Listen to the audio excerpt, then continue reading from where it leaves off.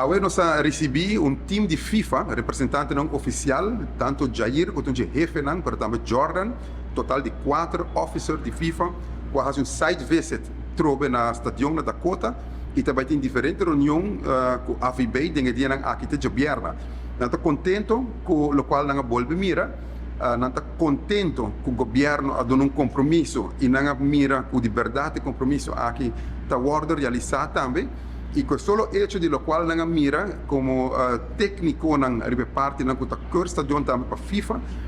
não sinti que dentro de pouco lo vai ajudar a AFB para desenvolver outro terreno não também na Aruba, este clube não está não membro. Pois albeolas por isso bom visita,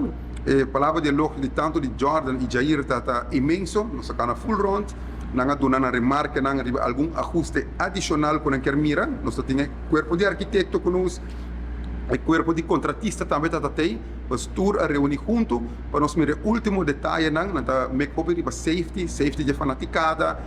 standard não com a PDP e agora que do bom momento quando está trata de realizar também tudo coisa a standard que o FIFA quer mira estadion do futuro, pois bom visita e Aruba vai contar com o sustento de FIFA através de Aruba Football Bond moving forward. Mas danke para a visita e nós lo queda trabalhar de cerca com FIFA e AFB para que projeto de futebol.